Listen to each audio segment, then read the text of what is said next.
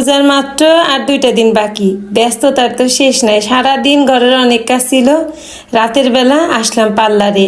আমি পার্লারে এসে দেখি আমার 2 বোন আমার আগে এসে তাদের কাজ শুরু করছে।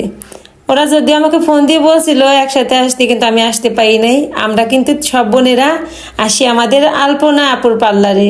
আপু আমাদের অনেক প্রিয়, আমরা সব বোনেরাই আপুর কাছে আসি।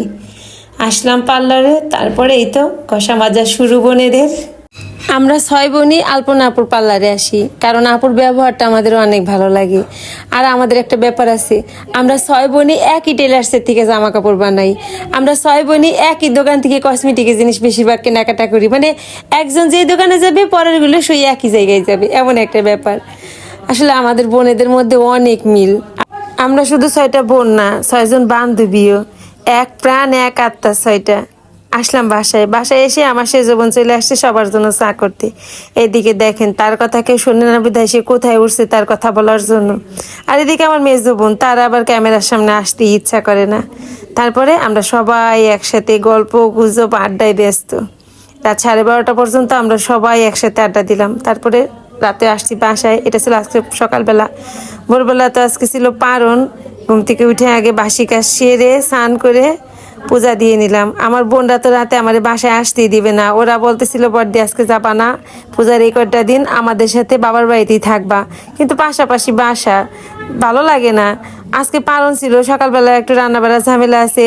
তারপরে আমি রাতের বেলা ওদের সাথে জোর করে বাসায় চলে আসলাম। সকালবেলা রান্না করলাম, আজকে তো নিরামিষ রান্না করতে হবে সকালবেলা।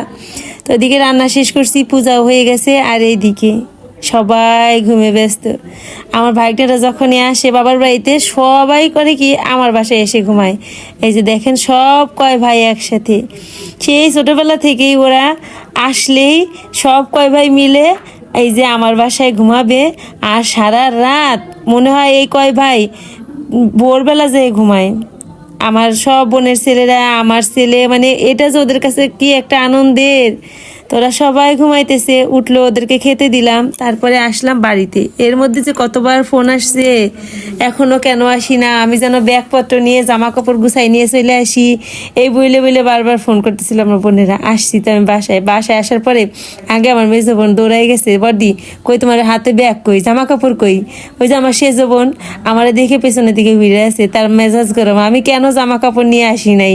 তাদের আবদার, তাদের সাথে এই কয়দিন থাকতে হবে। তা বলছে আজকে থেকে আর যাবো না, আজকে থাকবো, এখানেই থাকবো, যাবো না বাড়িতে। আমার মা পিসিমা সবাই কাজে ব্যস্ত।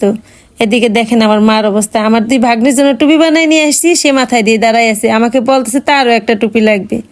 আর এইদিকে আমার বাবা সাজুগুজু করে রেডি, চা খাচ্ছে, চা খেয়ে বের হবে। সে যাবে তার 4 নাম্বার মেয়ের বাড়িতে মেয়েকে আনতে। কি যে একটা আনন্দময় পরিবেশ তৈরি হয়েছে আমার বাবার বাড়িতে। আমরা 4 বোন আসছি। আজকে বিকালবেলা আমার 2 বোন আসবে।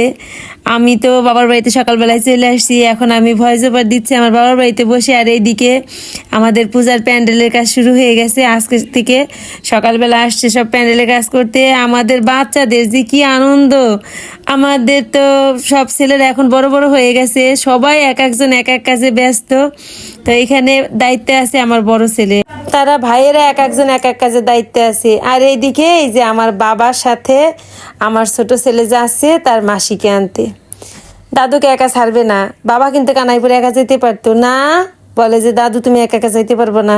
কি দায়িত্ব, ওই যে দাদুকে দায়িত্ব করে নিয়ে যাচ্ছে মাসি বাড়ি। আর আমার কাজ শুধু ভিডিও করা।